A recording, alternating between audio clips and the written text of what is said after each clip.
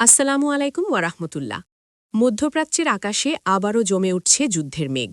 এক ভুল সিদ্ধান্ত আর পুরো অঞ্চল জ্বলে উঠতে পারে আগুনে। ইরানের সঙ্গে নতুন করে বড় ধরনের সংঘাতের আশঙ্কায় সেনাবাহিনীর প্রস্তুতি জোরদার করছে ইসরায়েল।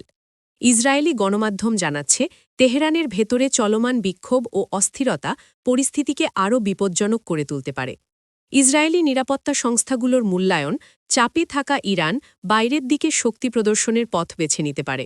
আর সেই লক্ষ্যেই দ্রুতগতিতে এগোচ্ছে নতুন ব্যালিস্টিক ক্ষেপণাস্ত্র কর্মসূচি। নতুন ক্ষেপণাস্ত্র, নতুন উৎক্ষেপণ ব্যবস্থা আর সম্ভাব্য ড্রোন হামলা, যার লক্ষ্য সামরিক জয় নয় বরং দেশের ভেতরের সংকট থেকে দৃষ্টি ঘোরানো। একই সময়ে লেবাননে স্থল অভিযানের সম্ভাবনাও গুরুত্ব দিয়ে ভাবছে ইসরায়েল। মোসাদের প্রধান ডেভিড বার্নিয়া স্পষ্ট করে বলেছেন, সাম্প্রতিক সংঘাতে ক্ষতি হলেও ইরানের পারমাণবিক কর্মসূচি থামেনি। অন্যদিকে ইরানের স্পিকার গালিব হাফ হুঁশিয়ারি দিয়েছেন, ইরানে হামলা হলে মধ্যপ্রাচ্যের মার্কিন সেনারা হবে বৈধ লক্ষ্য। মার্কিন প্রেসিডেন্ট ডোনাল্ড ট্রাম্প সরাসরি বিরোধিতা না করলেও লেবানন প্রশ্নে এখনও কূটনৈতিক ফলাফলের অপেক্ষায় থাকতে বলছেন।